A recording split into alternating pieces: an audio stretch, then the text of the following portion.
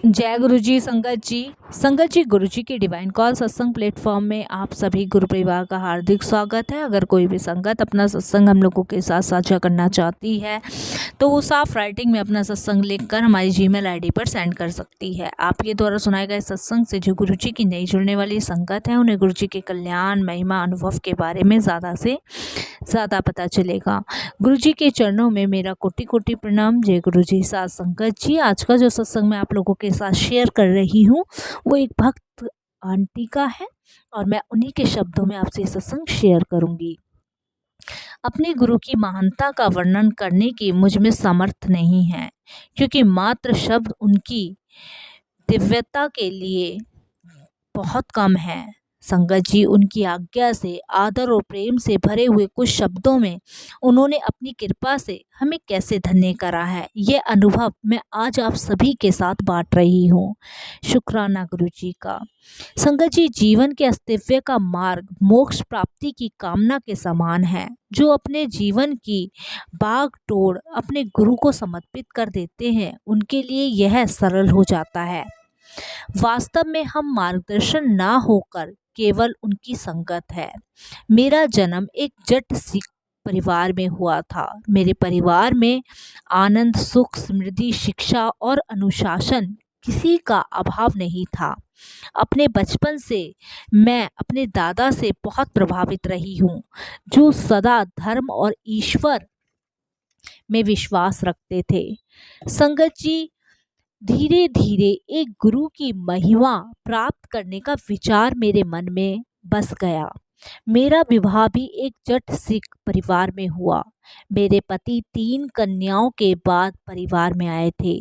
इस कारण उन्हें अधिक स्नेह प्राप्त हुआ और अधिक प्रेम मिला और उनकी आदतें बिगड़ गई। उनकी सब मांगे पूरी कर दी जाती थी, क्योंकि अकेले थे, लाड़ प्यार में थे, तो इसलिए वो बिगड़ गए थे।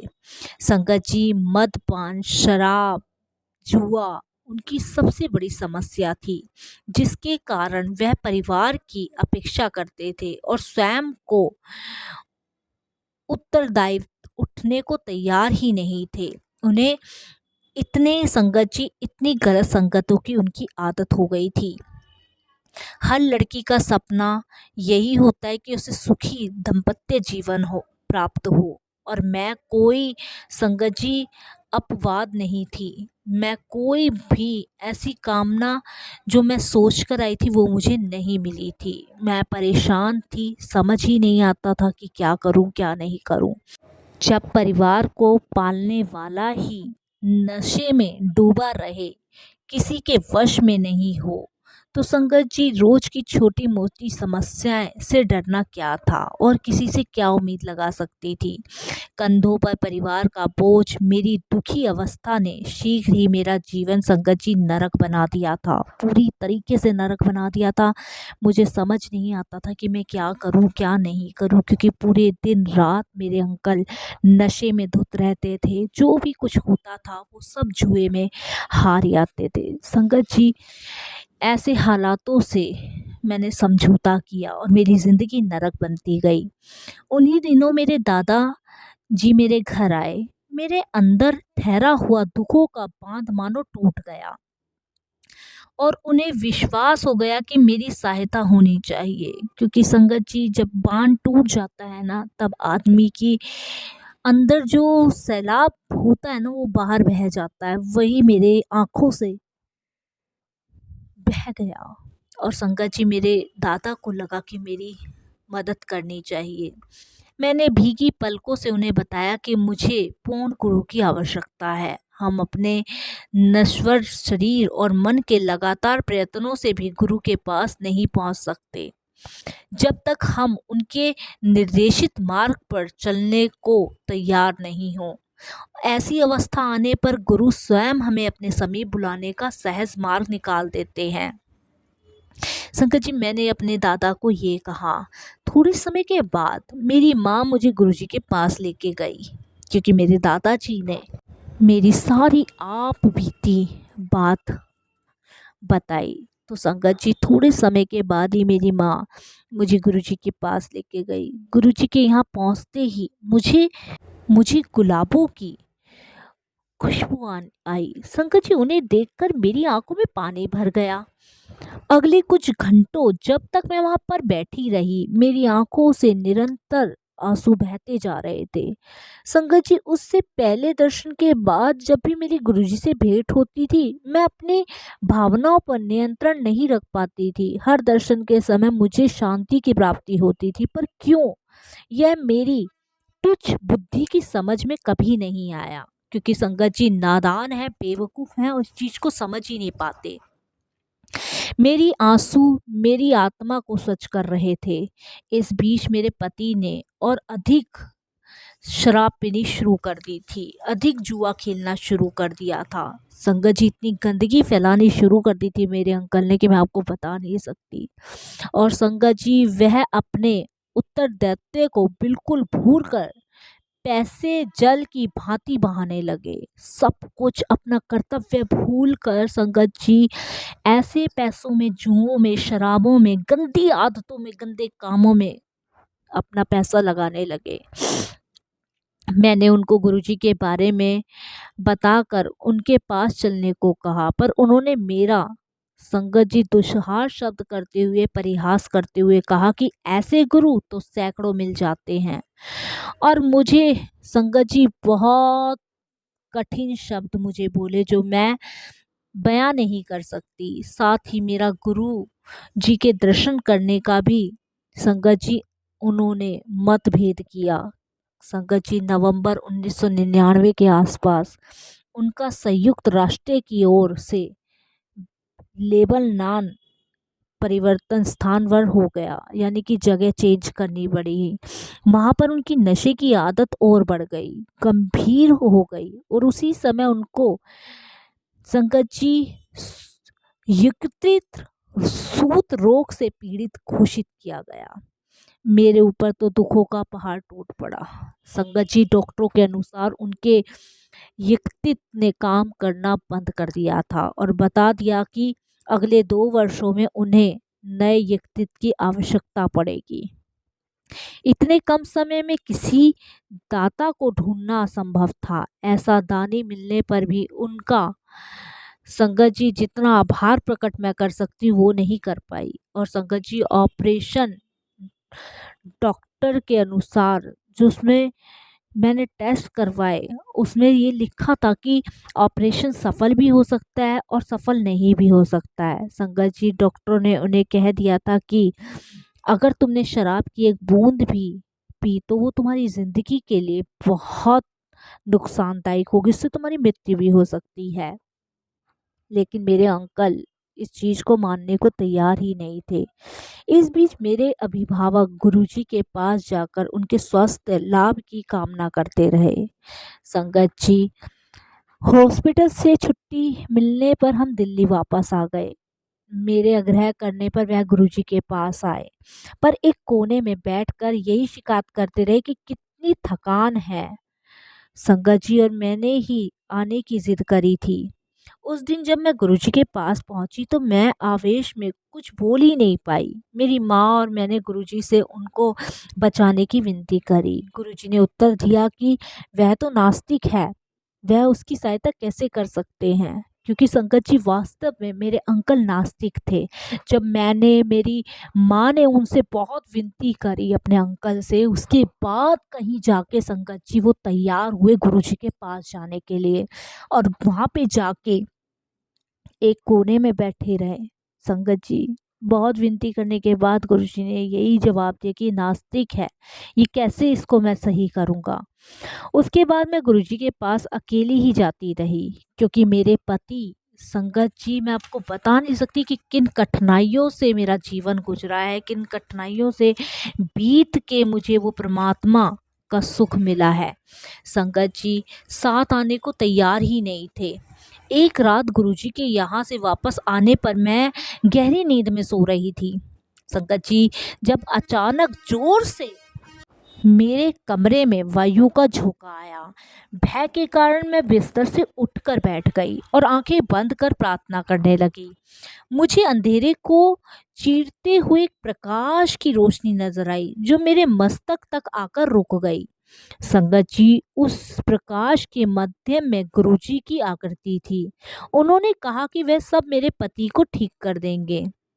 अगले 15-20 मिनट तक शॉल कक्षों के समान गंध आती रही, जैसे कि संगत जी ऑपरेशन करते हैं ना, और जैसे खून की बदबू आती है, उसी तरीके की गंदी बहक मुझे आती रही।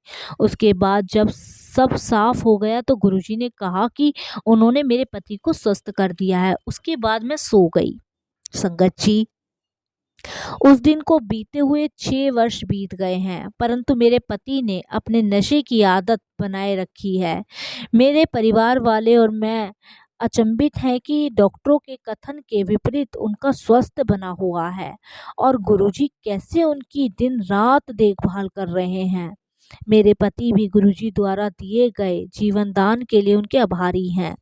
संगत जी, इस संसार के समस्त ग्रंथों के अनुसार मनुष्य के जन्म से पूर्व ही उसकी मृत्यु की तिथि का निर्धारण हो जाती है और कोई भी उसे अधिक या एक कम नहीं कर सकता, क्योंकि जब आप पैदा होते हो तभी आपकी मृत्यु भी निर्धारित हो जाती है कि इस समय आपकी मृत्यु होगी। किंतु उसके कर्मों को समाप्त करने का समर्थ केवल संगत जी सिर्फ गुरु जी के पास है, एकमात्र सिर्फ गुरु जी के पास, जो कि ब्रह्मांड के संचालक हैं। वह सर्वश्रेष्ठ शक्तिमान है जिन्होंने मेरे जीवन की गाथा को पुनः लिखा है। मैं और मेरे परिवार वालों ने अनेक बार गुरुजी की से सहायता की पुकार लगाई है और ये अनुभव भी किया है कि अचानक ही सब कुछ ठीक हो गया है, जैसे किसी ने कोई जादू छड़ी घुमा दी हो। संगत जी, एक बार मुझे गुरुजी के पास अपनी आधा दर्जन से अधिक सहेलियों को ले जाने का सहयोग प्राप्त हुआ। उनसे मैं गुरुजी के गुणों का वर्णन करती आई थी। संगत जी, अपनी विचारधारा के अनुसार मैंने उनसे गुरुजी से कुछ नहीं मांगने का निर्देश किया था कि गुरुजी को मानना है, मांगना नहीं है। यह मेरे आचरण के प्रतिकूल था। गुरुजी के चरण स्पर्श करते समय उन्होंने मेरे मन के भाव पढ़ते हुए बताया कि उन सब ने उनसे कुछ ना कुछ विनती करी थी। उन्होंने सबकी मनोकामना पूर्ण कर दी है। उनके पास से कोई भी खाली हाथ नहीं लौटता। संगत जी, व्यापारी को समृद्धि, रोगी को स्वस्थ लाभ, विद्यार्थी को विद्या आदि कुछ को और अनेक आशीष का आभास होता है जाता है। संगत जी, शेष अज्ञान रहते हैं, उनके स्नेह की कोई सीमा नहीं है। आस्तिक या नास्तिक सबको उनकी दया प्राप्त होती है। उनकी कोई मांग नहीं है, वे कोई आश्वासन नहीं लेते, पर उनकी दिव्य अभिभूति धीरे धीरे आपको परिवर्तित कर देती है। संगत जी, प्रतिदिन अपने दुखों को लेकर उनके दर्शन के लिए आती हूँ और संगत जी, उनकी कृपा उन पर मेघों से ढके हुए नम आकाश को चीर कर चमकते हुए सूर्य की भांति बरसती रहती है।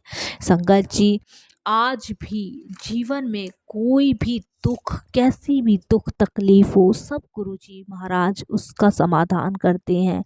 कितना मैं गुरुजी का शुक्राना करूं संगत जी, उतना कम है। शुक्राना मेरे मालिक का अनंतम अनंतम शुक्राना, जितना शुक्राना करूं संगत जी उतना कम है। गुरुजी सर्वशक्तिमान है। उन्होंने अपनी संगत को बहुत प्यार से गले लगाया है। वो अपनी संगत का कल्याण कर रहे हैं। शुक्राना मेरे ऐसे गुरुजी महाराज का, अनंतम शुक्राना। जय गुरुजी संगत जी। संगत जी, अब हम दूसरा सत्संग सुनेंगे एक संगत का। मैं उन्हीं के शब्दों में आपसे सत्संग शेयर करूंगी। डॉक्टर इंद्र मोहन भाटिया अमृतसर के एक समृद्धि व्यापारिक परिवार से हैं। उनके पिता, जो अनेक बार अमृतसर नगर महापालिका के महापौर रह चुके हैं, निम्न वर्ग की सेवा में लगे रहते हैं। उनके बेटे को भी यही चाव रहा है।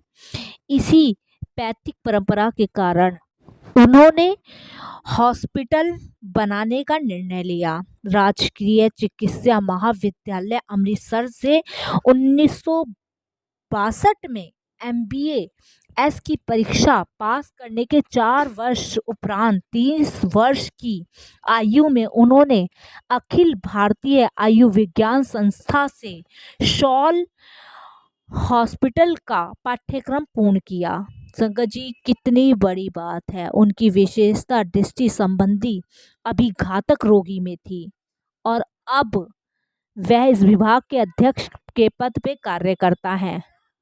संगत जी, स्वाभाविक सी बात है कि डॉक्टरों ने अपने व्यवसाय से संबंधित विज्ञान को गहराई से अपनाया है।